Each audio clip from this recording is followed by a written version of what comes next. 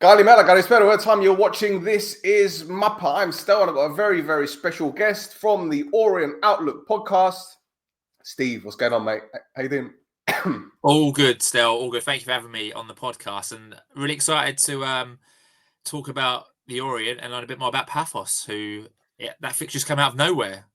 Yeah, it was a weird one, wasn't it? I'm sitting there on Twitter just updating things as we do on the This Is Mappa account, and all of a sudden I see this pop up. I'm thinking, what's happening here? Leyton Orient, and I've got a soft spot. Brisbane Road is only 20 minutes away from where I live. A406, A12, and you're there. Obviously, Richie, head coach, is a friend. We've had Cypriots playing at your club before. Ruel Sodril, Jason Dimitriou, Hetzer Gibrianu, Anthony Sotirio, I think.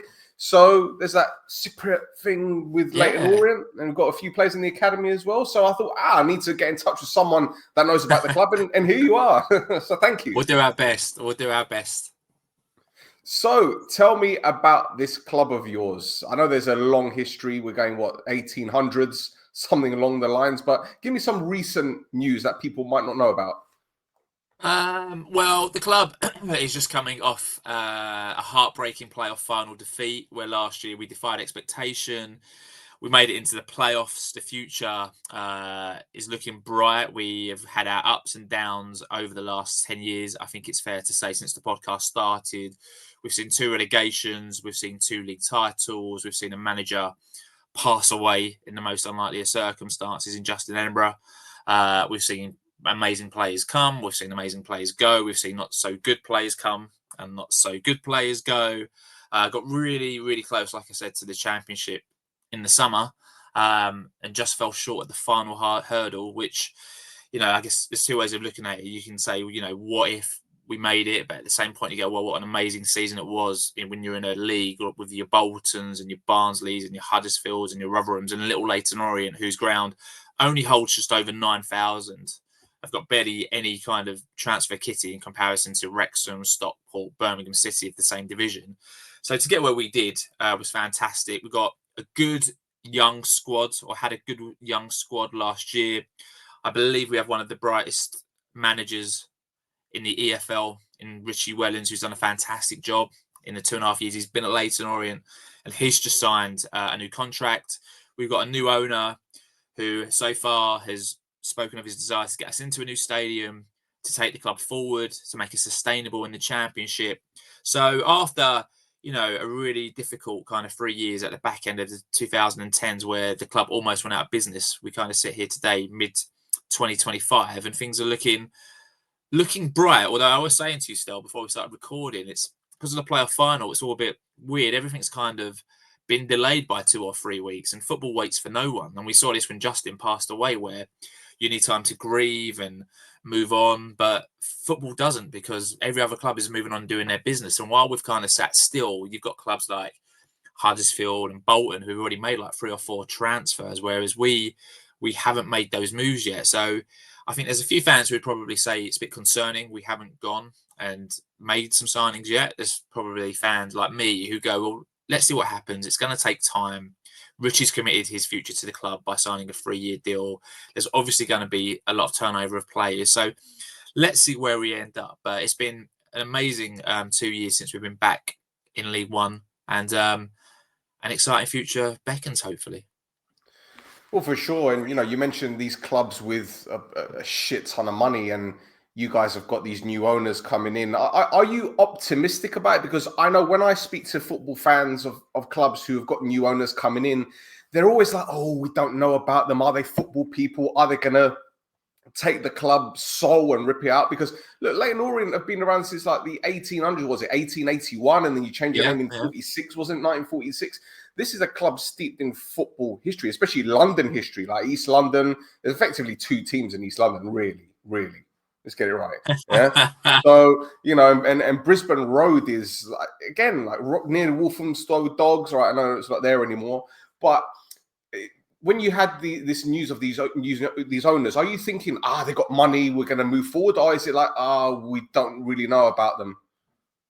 I think because we got burnt so badly back in 2014 with the Italian's name, who we don't say on the podcast. I think we knew there'd be due diligence by the current board. And, they've gone on record as saying there were a lot of potential investors and buyers sniffing around Leyton Orient, but they wanted to sell their shares to the person who they thought would fit in with the culture of the club.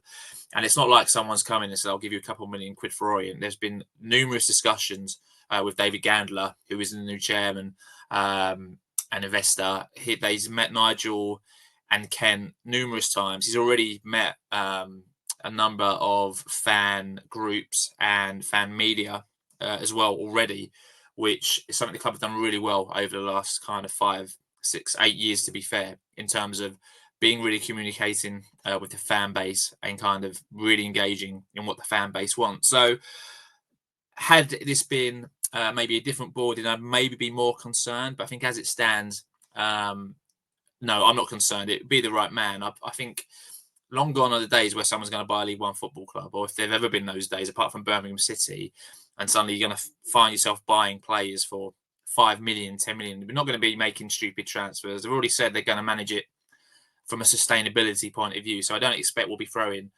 heaps and bounds of money around. I think it'd be very much looking to see where the good players are and how we get those players into the football club. So to follow the pattern where we've seen good young loanees coming from the Premier League and keep them in, but also signing good young talent like we've seen in Ollie O'Neill, who's at the club and is going to go places. Ethan Galbraith, who might be leaving the club and looks certain for a high level of football. So it's all about finding those players and taking them forward and building them, and getting a sell-on fee if we have to sell them, or keeping them at the club and turning them into Championship, Premier League ready players. Do you know what? It's refreshing to hear you talking about youth development, because in Cyprus, I don't know if you know that the landscape, most of the players in the leagues are foreigners, and it's obviously hurts the development of youth players. But you guys being in London, and you got your Hackney Marshes and all these other parts and all these little academies where you find these young players, it must be very, very difficult to unearth gems when you have so many teams in London vying for these kids, because obviously you've got that rule where they're only allowed to live a certain distance from the club. But then you got like Crystal Palace, and you got South London, Croydon, full of players, North London, East London, West London. How difficult do you think it is for Leyton Orient's academy to find these talented players that are not only ready to play at the U19s or the U16s, but also when it comes to playing for the first team? It must be really, really, I wouldn't say time consuming, but the competition for clubs in the region. It's not even the region anymore, really. I think a great example is Teddy Lamb, who is a young striker, 16 years old. So he hasn't even started really playing for the academy yet. Right. And before you know it, Fabrizio Romano's tweeting about him, saying Man City are going to go and get him. And lo and behold, he went to Man City. We've had other players go to Chelsea, 15-year-olds. We had a good young keeper who's now at Newcastle. So even if you find these players at a young age, they're getting snapped up by Premier League teams because they don't have to pay you much in compensation if they're under a certain age. I think the benefit with Orient is there are a lot of homegrown players. Like you said, we've had Ruel come through, who's gone on to Bristol Rovers and had a all right season last season. Hector has gone to Watford. Big future lies ahead for Hector. So those players are there. I think a lot of the time Orient are having to maybe get those players who might not make it at the Man Uniteds or the Tottenhams or the Crystal Palaces and take those 18-year-old, 19-year-olds who've been rejected and maybe might be on the verge of maybe falling out of the pyramid and installing the confidence back in them and taking them forward. But yeah, I think long gone are the days where, you'll get someone going up through Orient and in getting a big Premier League move from the youth academy, because I think nowadays, unfortunately, the way football works, those players are getting poached even before they're getting into your first team. Like I said, Teddy Lamb, a name to maybe keep an eye on. He's only 16 years old, and City have already kind of whisked him away to the big world of the Etihad, where why wouldn't he? If you're a parent and you're sitting there and your son's at Leyton Orient, and then you've got Man City on the phone offering you, God knows what they're offering you for a 16-year-old kid, saying, come to Manchester, we'll put you up, probably buy you a house, give you a car, get your siblings into all the good schools. I mean, It's not going to take a rocket scientist to make that decision, unfortunately, for you. But Orient's bread and butter has always been mostly in youth players up until a certain point, right? It was kind of sustain yourself, put these players through. We saw players when I was younger, like Gabs Akuani, who ended up at Fulham, Darren Purse, who ended up at Birmingham, who went on and had good careers within the game after coming up through the ranks at Orient. But more recently, we've used that loan market to kind of get other players, other teams' players into position. So, Harry Kane, first loan spell in the EFL, Leyton Orient, Andros Townsend, Kevin Campbell back in the days at Arsenal, his first loan spell at Leyton Orient, smashed it. A year later, he was in Arsenal's first team. So something that's come back in recent times, whereas last season, Josh Keeley from Tottenham, Jamie Donnelly from Tottenham, Kelman from QPR, Curry from Oxford, they all made massive impressions on the club. So very important to Orient.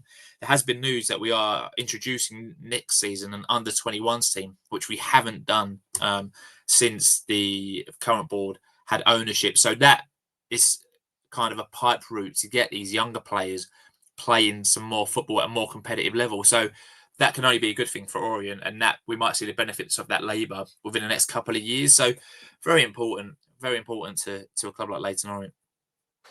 Well, look, I know, having spoken to Richie earlier on today, that you guys have had 10 days of pre-season training, but you told me before the show that most of your players have either gone back from their loans or it's pretty much a decimated squad. Does that fill you with a little bit of doubt or a little bit of worry for the season? Or are you just saying to yourself, well, it's still early in the transfer window? I think from doing the podcast over the last 12 years that you kind of learn to be patient, and you also learn not to overreact if you sign a player and you've never heard of them before, because that's just kind of the mentality that can happen. If you want a big signing and you sign some kid who you've never heard of, you can go, oh, whatever. But I think we've had more hits than misses in the transfer market. Like we said, we came out of the playoff final. We had 5 loanees who were all superb last season. They've all gone back to their parents' clubs, and they've probably done enough to get better loan moves, in all honesty, or perm deals at a high level in the Championship, which has left us with 14 first teamers. There's still a few players who've got contract offers on the table, but literally 47 minutes ago, Don Ball announced that he was leaving the club. He signed at Cambridge United. He played a bit part last season. There's a few more contracts on the table to players like Dan Adji, who was fantastic for us last season when he was fit.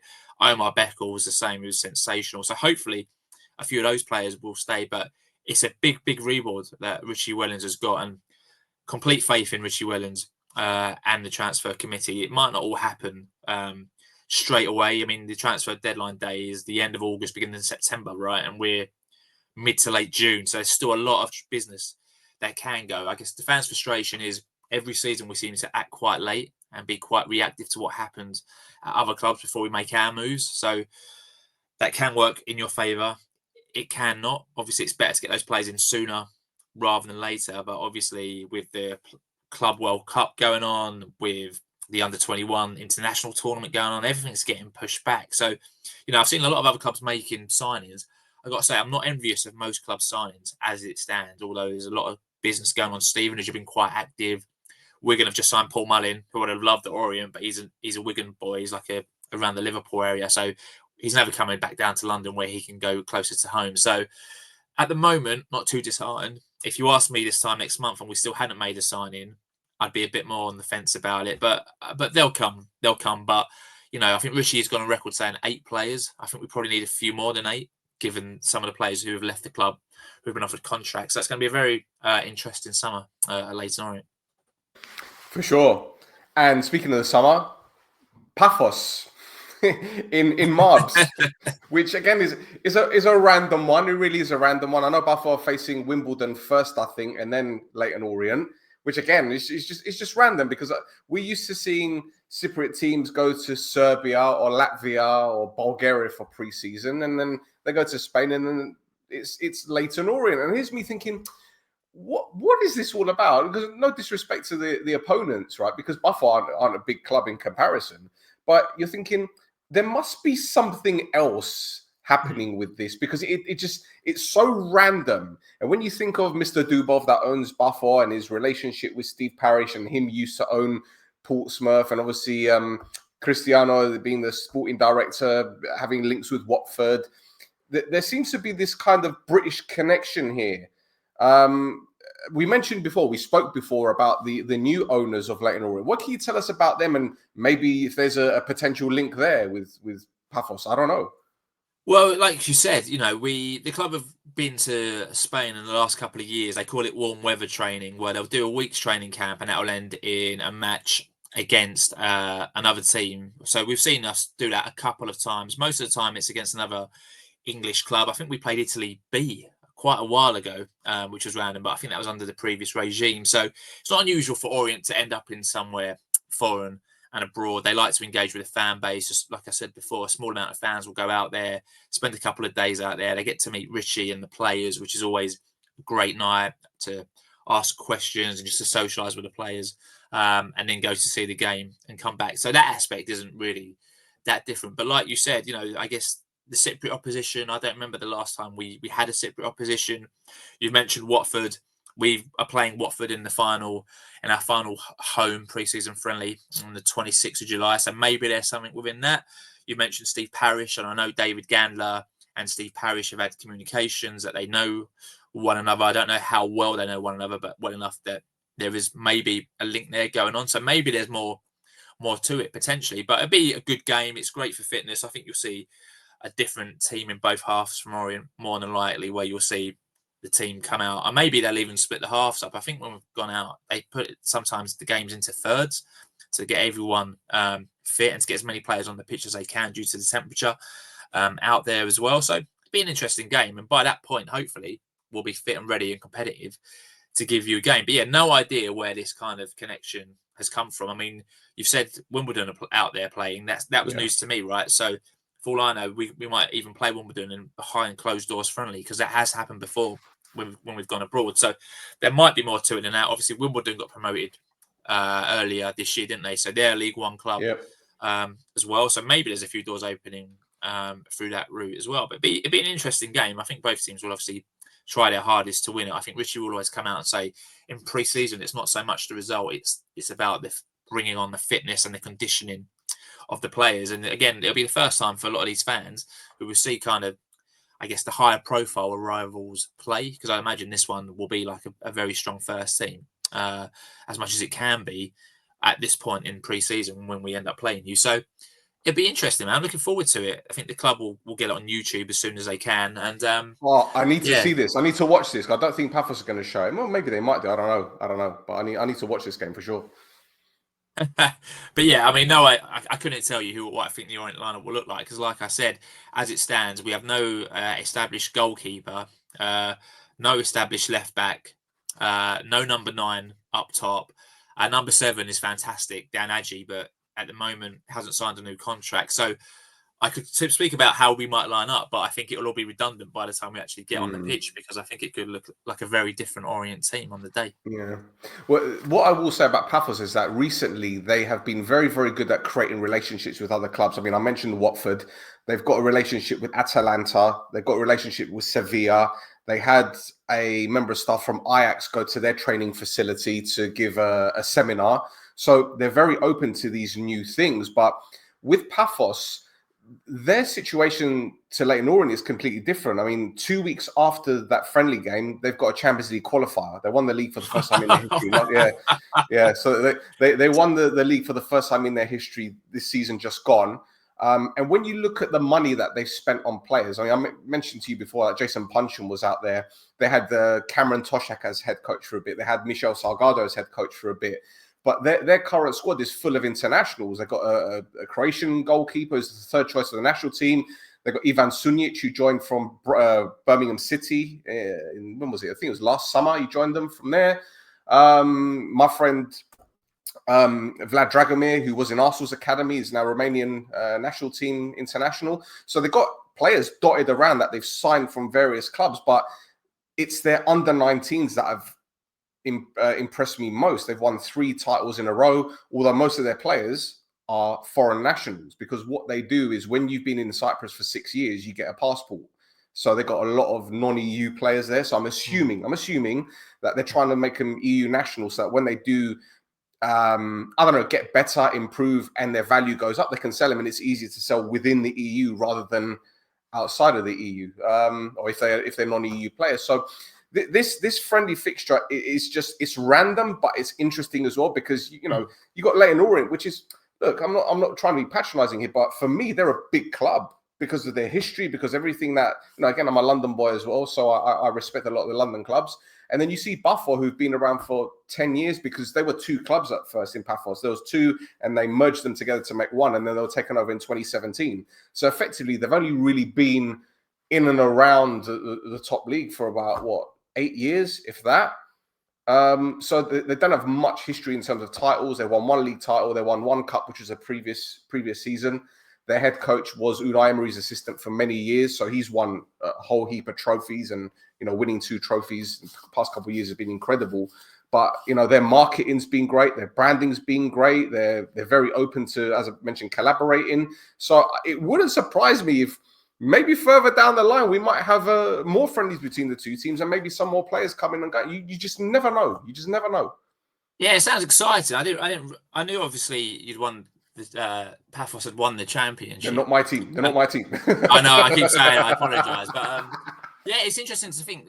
2 weeks after we play Pafos, that they have a Champions League qualifier, which sounds like it's going to be a very difficult game for Orient. But I guess that's what we want, right? We want to test ourselves against the kind of the best level of ability that we can do. I think long gone are the days where I remember being younger and you had West Ham at home or Tottenham at home and Arsenal at home, and it wasn't Arsenal kids. They'd come and it'd be Ian Wright and Mercer. Yeah. It was like them, and Spurs would come and it'd be Darren Bent and Gomez, who had just signed for record money. I think these days, unfortunately, there's no point in those clubs doing that, because they'll go off to far away across the continent and make themselves a huge amount of cash. So I think it's quite a clever move on Orient's part, actually. And I think for Pafos, it probably is quite a decent move for them, because they might be thinking, actually, we might get, potentially a Scottish team or a Welsh team or an Irish team who might have a similar kind of way of playing to Orient. So maybe they're thinking about who they might be facing in these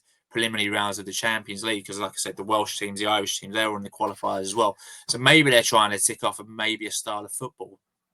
I think it's different, and I'll tell you why. And if you look at Pafos as a city, there's a lot of British tourists that go there, and many people who have attended Pafos games are British tourists. I know myself, going on holiday to Cyprus, speaking to a few Brits out there, like, well, can we get tickets for games? Like, yeah, Pafos, they never sell out. I mean, they're not a massive club. They only got like 4,000 season ticket holders, if that. So they go to their games. So I think they know that by going to Marbella, playing against English teams, and also with a lot of British tourists in Marbella, they might see Pafos and think, oh, they're from Cyprus. I'm going on holiday to Cyprus. I'll go watch them. It's ingenious, I'll be honest. And it's very forward thinking for a Cypriot club, because most of them, it's just not it, mate. They're just not it. I can tell you stories. In fact, Steve, we're actually writing a book on Cyprus football. And it's for this coming season, and we've started in May, and we've done about 70 pages already. I will send you some screenshots. Yeah, man. Sure. Do it. Definitely. So you can understand the landscape of Cyprus football, because if you thought, Hackney Marshes was dramatic, this is a different level. Honestly, it's a different level of madness. But mate, look, thank you for your time. I know you need to head off soon. So before I let you go, do you want to give your podcast a bit of a plug? Twitters? Oh, Instagram, thank you very much. Yeah. So Orient Outlook Podcast, it's available every Sunday when the season is on. You can find us on SoundCloud, iTunes, Spotify, YouTube, you name it, we're there. You can find us on all social media platforms. Just search Orient Outlook Podcast. We engage with as many Orient fans and football fans as what we can do. So give us a follow on any platform, give us a listen, and thank you for your support, and thank you for inviting me on the show. It's been an eye-opener. I'm looking forward to this game now. I've got no idea what to expect. Neither do I. But it'll be a laugh anyway. I'll be a laugh. Well, maybe everyone's gonna be pissed off their nut and just kicking the ball around. You never know. I might get some fans on the pitch as well. I don't know.